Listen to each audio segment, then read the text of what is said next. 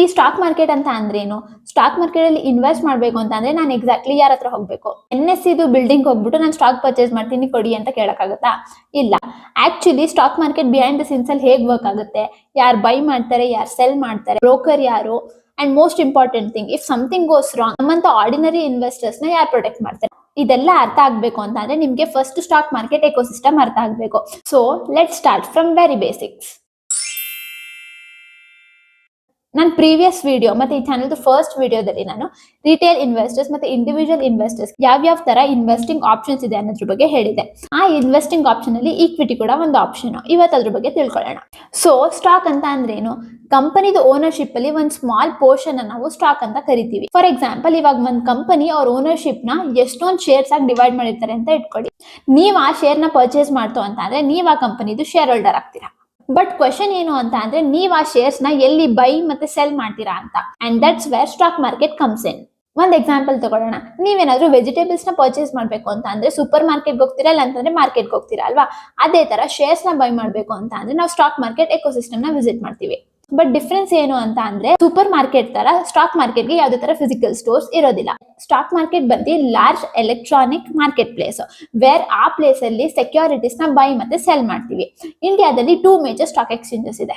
ಒಂದು BSE which is Bombay stock exchange, ಇನ್ನೊಂದು NSE which is national stock exchange. So remember, stock market ಬಂದ್ಬಿಟ್ಟು ಒಂದು market place, BSE ಮತ್ತೆ NSE ಬಂದ್ಬಿಟ್ಟು major stock exchanges.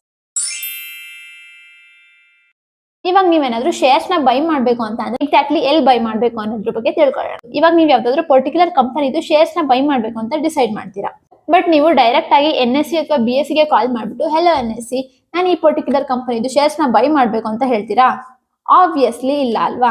ಅದಕ್ಕೆ ನಿಮ್ಗೆ ಇಂಟರ್ಮೀಡಿಯರಿ ಅವಶ್ಯಕತೆ ಇರುತ್ತೆ. ಏನೇ ಇಂಟರ್ಮೀಡಿಯರಿ ಅಂತ ಅಂದ್ರೆ ಇಂಟರ್ಮೀಡಿಯರಿ ಬಂದು stock brokers. For example Zerodha, Angel One, Grow etcetera. ಇದೆಲ್ಲ ಬ್ರೋಕರೇಜ್ ಕಂಪನೀಸ್ ಮತ್ತೆ ಟ್ರೇಡಿಂಗ್ ಪ್ಲಾಟ್ಫಾರ್ಮ್. ಸೊ ಪರ್ಟಿಕ್ಯುಲರ್ಲಿ ನೀವು ಬ್ರೋಕರ್ ಹತ್ರ ಬೈ ಆರ್ಡರ್ ನ ಪ್ಲೇಸ್ ಮಾಡಬೇಕು.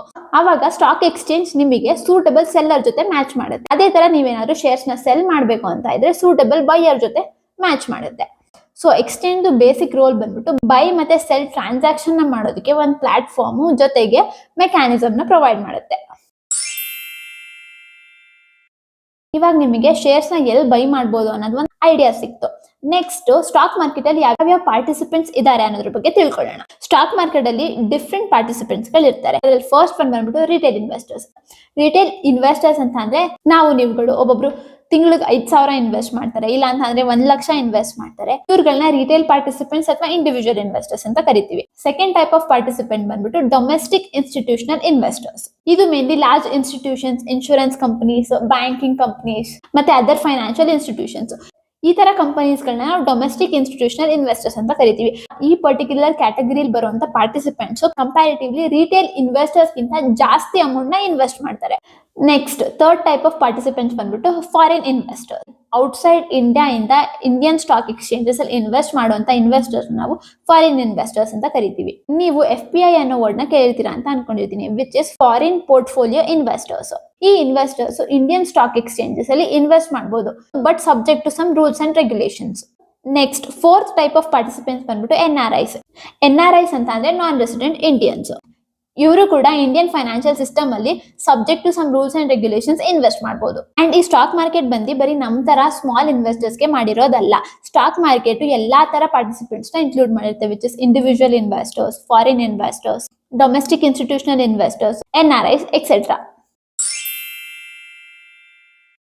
ನೆಕ್ಸ್ಟ್ ಒಂದು ಇಂಪಾರ್ಟೆಂಟ್ ಕ್ವೆಶ್ಚನ್, ಇಷ್ಟೆಲ್ಲಾ ಜನ ಒಂದೇ ಮಾರ್ಕೆಟ್ ಅಲ್ಲಿ ಪಾರ್ಟಿಸಿಪೇಟ್ ಮಾಡ್ತಾ ಇರ್ಬೇಕಾದ್ರೆ ಅಫ್ಕೋರ್ಸ್ ಪ್ರತಿ ಒಬ್ಬರಿಗೂ ದುಡ್ಡು ಮಾಡ್ಬೇಕು ಅನ್ನೋದು ಇರುತ್ತೆ ಅಲ್ವಾ? ನೀವು ಸ್ಟಾಕ್ ಮಾರ್ಕೆಟ್ ಅಲ್ಲಿ ಇನ್ವೆಸ್ಟ್ ಮಾಡ್ಬಿಟ್ಟು ದುಡ್ಡು ಮಾಡ್ಬೇಕು ಅಂತ ಇರ್ತೀರಾ.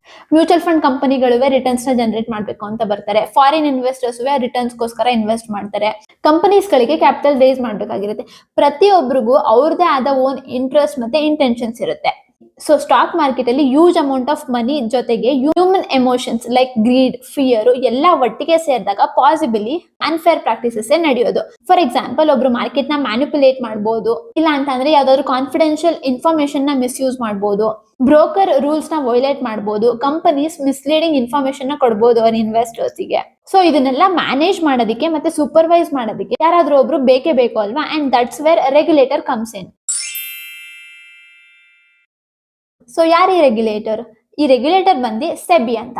ಈ ಸೆಬಿ ಬಂದು security and exchange board of India. ಈ ಸೆಬಿದು ಪರ್ಪಸ್ ಬಂದು ಇನ್ವೆಸ್ಟರ್ಸ್ ನ ಪ್ರೊಟೆಕ್ಟ್ ಮಾಡೋದು ಮತ್ತೆ ಮಾರ್ಕೆಟ್ ಪಾರ್ಟಿಸಿಪೆಂಟ್ಸ್ ನ ರೆಗ್ಯುಲೇಟ್ ಮಾಡೋದು, ಸೆಕ್ಯೂರಿಟಿ ಮಾರ್ಕೆಟ್ ಅಲ್ಲಿ ಆರ್ಡಿನರಿ ಡೆವಲಪ್ಮೆಂಟ್ ನ ಪ್ರಮೋಟ್ ಮಾಡೋದು. ಸೆಬಿ ಬಂದು ನಿಮಗೆ ಈ ಸ್ಟಾಕ್ ನ ಬೈ ಮಾಡು, ಈ ಸ್ಟಾಕ್ ನ ಸೆಲ್ ಮಾಡು ಅಂತ ಹೇಳೋದಿಕ್ಕಿಲ್ಲ. ಯಾಕಂತ ಅಂದ್ರೆ ಅದ್ರ ಜಾಬ್ ಅದಲ್ಲ. ಬದಲಿಗೆ ಸೆಬಿದು ಜಾಬ್ ಏನು ಅಂತ ಅಂದ್ರೆ ಸೆಕ್ಯೂರಿಟೀಸ್ ಮಾರ್ಕೆಟ್ ಅಲ್ಲಿ ಇರುವಂತ ಪಾರ್ಟಿಸಿಪೆಂಟ್ಸ್ ಗೆ ರೂಲ್ಸ್ ನ ಕ್ರಿಯೇಟ್ ಮತ್ತೆ ಎನ್ಫೋರ್ಸ್ ಮಾಡುತ್ತೆ. ಫಾರ್ ಎಕ್ಸಾಂಪಲ್ ಸೆಬಿ ಯಾವ್ಯಾವ ಏರಿಯಾದಲ್ಲಿ ರೆಗ್ಯುಲೇಟ್ ಮಾಡುತ್ತೆ ಅಂತ ನೋಡೋಣ. ಯಾವ್ಯಾವ ಏರಿಯಾದಲ್ಲಿ ಅಂತ ಅಂದ್ರೆ ಒಂದು ಸ್ಟಾಕ್ ಎಕ್ಸ್ಚೇಂಜಸ್ ಅಲ್ಲಿ ಸ್ಟಾಕ್ ಬ್ರೋಕರ್ಸ್ ಗೆ, ಪೋರ್ಟ್ಫೋಲಿಯೋ ಮ್ಯಾನೇಜರ್ಸ್ ಗೆ, ಮ್ಯೂಚುವಲ್ ಫಂಡ್ಸ್ ಗೆ, ಮತ್ತೆ ಇನ್ವೆಸ್ಟ್ಮೆಂಟ್ ಅಡ್ವೈಸರ್ಸ್ ಗೆ, ಆಮೇಲೆ ಕ್ರೆಡಿಟ್ ರೇಟಿಂಗ್ ಏಜೆನ್ಸೀಸ್, ಆಮೇಲೆ ಬೇರೆ ಮಾರ್ಕೆಟ್ ಇಂಟರ್ಮೀಡಿಯರೀಸ್ ಗೆ. ಸೆಬಿದು ಮೇನ್ ಗೋಲ್ ಮತ್ತೆ ಐಡಿಯಾ ಏನು ಅಂತ ಅಂದ್ರೆ ಮಾರ್ಕೆಟ್ ಫೇರ್ ಮತ್ತೆ ಟ್ರಾನ್ಸ್ಪರೆಂಟ್ ಮ್ಯಾನರ್ ಅಲ್ಲಿ ಫಂಕ್ಷನ್ ಆಗ್ಬೇಕು ಅಂತ. So what does SEBI actually do? SEBI ಏನ್ ಮಾಡುತ್ತೆ ಆಕ್ಚುಲ್ ಆಗಿ ಅಂತ ನೋಡೋಣ. First protect investors. ಯಾರಿಂದ ಇನ್ವೆಸ್ಟರ್ಸ್ ನ ಪ್ರೊಟೆಕ್ಟ್ ಮಾಡುತ್ತೆ? ಯಾರಿಂದ ಅಂತ ಅಂದ್ರೆ ಮಾರ್ಕೆಟ್ ಅಲ್ಲಿ ಅನ್ಫೇರ್ ಪ್ರಾಕ್ಟೀಸಸ್ ನಡೆಯುತ್ತೆ ಅಲ್ವಾ, ಅದರಿಂದ ಪ್ರೊಟೆಕ್ಟ್ ಮಾಡುತ್ತೆ. ಆಮೇಲೆ ಟ್ರಾನ್ಸ್ಪರೆನ್ಸಿನ ಇಂಪ್ರೂವ್ ಮಾಡುತ್ತೆ. ಯಾವ ತರ ಟ್ರಾನ್ಸ್ಪರೆನ್ಸಿ? ಇವಾಗ ನಾವು ಆಸ್ ಅನ್ ಇನ್ವೆಸ್ಟರ್ಸ್ ಒಂದು ಕಂಪನಿಯಲ್ಲಿ ಇನ್ವೆಸ್ಟ್ ಮಾಡಿದೀವಿ. ಆ ಪರ್ಟಿಕ್ಯುಲರ್ ಕಂಪನಿ ನಮಗೆ ಪ್ರತಿಯೊಂದು ಇನ್ಫಾರ್ಮೇಶನ್ ಟ್ರಾನ್ಸ್ಪರೆಂಟ್ ಆಗಿ ಅವ್ರು ಶೇರ್ ಮಾಡಬೇಕು. ಸೊ ಆ ಟ್ರಾನ್ಸ್ಪರೆನ್ಸಿನ ಇಂಪ್ರೂವ್ ಮಾಡುತ್ತೆ SEBI. Next regulates market participants. SEBI market participants like stock exchange, broker ಮತ್ತೆ ಅದರ್ ಇಂಟರ್ಮೀಡಿಯರೀಸ್ ಇರ್ತಾರೆ ಅಲ್ವಾ, ಅವರಿಗೆಲ್ಲ ಪರ್ಟಿಕ್ಯುಲರ್ ರೂಲ್ಸ್ ನ ಫಾಲೋ ಮಾಡಲೇಬೇಕು ಅಂತ ರೆಗ್ಯುಲೇಟ್ ಮಾಡುತ್ತೆ. ಥರ್ಡ್ ಬಂದ್ಬಿಟ್ಟು ಪ್ರಿವೆಂಟ್ ಅನ್ಫೇರ್ ಪ್ರಾಕ್ಟೀಸಸ್. ಯಾವ್ಯಾವ ತರ ಅನ್ಫೇರ್ ಪ್ರಾಕ್ಟೀಸಸ್ ಪ್ರಿವೆಂಟ್ ಮಾಡುತ್ತೆ ಅಂತ ಅಂದ್ರೆ ಒಬ್ಬೊಬ್ರು ಮಾರ್ಕೆಟ್ ನ ಮ್ಯಾನಿಪುಲೇಟ್ ಮಾಡ್ತಾರೆ, ಅದನ್ನ ಪ್ರಿವೆಂಟ್ ಮಾಡುತ್ತೆ. ಮತ್ತೆ insider trading which is illegal, ಅದನ್ನು ಕೂಡ ಪ್ರಿವೆಂಟ್ ಮಾಡುತ್ತೆ. ನೆಕ್ಸ್ಟ್ ಫೋರ್ತ್ ಒನ್ ಬಂದ್ಬಿಟ್ಟು ಡೆವಲಪ್ ದ ಮಾರ್ಕೆಟ್. ಈ ಸೆಬಿ ಮೇಜರ್ ರೋಲ್ ನ ಪ್ಲೇ ಮಾಡುತ್ತೆ ಇಂಡಿಯಾದ ಸೆಕ್ಯೂರಿಟಿ ಮಾರ್ಕೆಟ್ ಡೆವಲಪ್ ಮಾಡೋದ್ರಲ್ಲಿ. ಸೊ ಸೆಬಿ ನಿಮಗೆ ಸ್ಟಾಕ್ ಮಾರ್ಕೆಟ್ ಅಲ್ಲಿ ಖಂಡಿತ ದುಡ್ಡು ಮಾಡೇ ಮಾಡ್ತೀರಾ ಅಂತ ಗ್ಯಾರಂಟಿ ಕೊಡುತ್ತೆ ಅಂತ ಅನ್ಕೊಂಡಿದ್ದೀರಾ? ಯೋಚನೆ ಕೂಡ ಮಾಡ್ಬೇಡಿ. ಯಾಕಂತ ಅಂದ್ರೆ ಸೆಬಿ ಸ್ಟಾಕ್ ಫಾಲಿಂಗ್ ಇಂದ ನಿಮ್ನ ಪ್ರೊಟೆಕ್ಟ್ ಮಾಡೋದಿಕ್ ಆಗೋದಿಲ್ಲ. ಏನಕ್ಕೆ ಅಂತ ಅಂದ್ರೆ ಸ್ಟಾಕ್ ಫಾಲಿಂಗ್ ಗೆ ರೀಸನ್ ಕಂಪನಿದು ಬಿಸ್ನೆಸ್ ಬ್ಯಾಡ್ ಪರ್ಫಾರ್ಮೆನ್ಸ್ ಮಾಡಿದೆ ಅಂತ. ಸೊ ಅದಕ್ಕೆ ಸೆಬಿ ಏನು ಮಾಡೋದಿಕ್ಕಾಗೋದಿಲ್ಲ. ನಿಮಗೆ ಏನಾದ್ರೂ ಅನ್ಫೇರ್ ಪ್ರಾಕ್ಟೀಸಸ್ ನಡೀತು ಅಂತ ಮಾರ್ಕೆಟ್ ನ ಮ್ಯಾನಿಪುಲೇಟ್ ಮಾಡ್ತಾ ಇದ್ರೆ ಇದರಿಂದ ಸೆಬಿ ನಿಮ್ನ ಪ್ರೊಟೆಕ್ಟ್ ಮಾಡುತ್ತೆ ಅಷ್ಟೇ. ನೀವು ಕೇಳ್ಬೋದು ಸೆಬಿ ಇನ್ವೆಸ್ಟರ್ಸ್ ನ ಪ್ರೊಟೆಕ್ಟ್ ಮಾಡ್ತಾರೆ ಅಂದ್ಮೇಲೆ ನಾವು ದುಡ್ಡು ಕಳ್ಕೊಂಡ್ರು ಸೆಬಿ ಕೊಡ್ಬೇಕು ಅಲ್ವಾ? ಇಲ್ಲ, ಏನಕ್ಕೆ ಕೊಡ್ತಾರೆ ಸೆಬಿ? ಸೆಬಿ ಬಂದ್ಬಿಟ್ಟು ಒಂದು ರೆಗ್ಯುಲೇಟರ್ ಅಷ್ಟೇ. ಮಾರ್ಕೆಟ್ ಅಲ್ಲಿ ಯಾವುದೇ ತರ ಅನ್ಫೇರ್ ಪ್ರಾಕ್ಟೀಸಸ್ ನಡೀದೇ ಇರ್ಲಿ ಅಂತ ನೋಡೋದಿಕ್ಕಿರುವಂತ ಒಂದು ರೆಗ್ಯುಲೇಟರ್ ಅಷ್ಟೇ. ಅದೇ ಯಾವುದೇ ತರ ಸ್ಟಾಕ್ ಫಾಲಿಂಗ್ ಇಂದ ನಿಮ್ನ ಪ್ರೊಟೆಕ್ಟ್ ಮಾಡೋದಿಕ್ ಆಗೋದಿಲ್ಲ. ಸೆಬಿ ಬರೀ ನಿಮಗೆ ರೆಗ್ಯುಲೇಟರಿ ಫ್ರೇಮ್ ವರ್ಕ್ ಒಳಗಡೆ ಆಪರೇಟ್ ಮಾಡೋದಿಕ್ಕೆ ಎನ್ಶೋರ್ ಮಾಡುತ್ತೆ ಅಷ್ಟೇ. And important thing, SEBI is not the only regulator. SEBI ಇಂಡಿಯಾದಲ್ಲಿ ಇರುವಂತ ಎಲ್ಲಾ ಫೈನಾನ್ಷಿಯಲ್ ಪ್ರಾಡಕ್ಟ್ಸ್ಗೂ ರೆಗ್ಯುಲೇಟರ್ ಅಲ್ಲ. ಡಿಫ್ರೆಂಟ್ ಪಾರ್ಟ್ಸ್ ಆಫ್ ಫೈನಾನ್ಷಿಯಲ್ ಸೆಕ್ಯೂರಿಟೀಸ್ಗೆ ಡಿಫ್ರೆಂಟ್ ರೆಗ್ಯುಲೇಟರ್ಸ್ ಇರ್ತಾರೆ. ಯಾವ್ಯಾವ ಫೈನಾನ್ಷಿಯಲ್ ಸೆಕ್ಯೂರಿಟಿಗೆ ಯಾವ್ಯಾವ ರೆಗ್ಯುಲೇಟರ್ಸ್ ಇರ್ತಾರೆ ಅಂತ ನೋಡೋಣ. ಇವಾಗ ಇಂಡಿಯನ್ ಬ್ಯಾಂಕಿಂಗ್ ಸಿಸ್ಟಮ್ಗೆ RBI ರೆಗ್ಯುಲೇಟರ್, ಅದೇ ತರ ಇನ್ಶೂರೆನ್ಸ್ ಸೆಕ್ಟರ್ಗೆ IRDAI ರೆಗ್ಯುಲೇಟರ್, ಅಂಡ್ ಪೆನ್ಷನ್ ಫಂಡ್ಗೆ PFRDA ರೆಗ್ಯುಲೇಟರ್.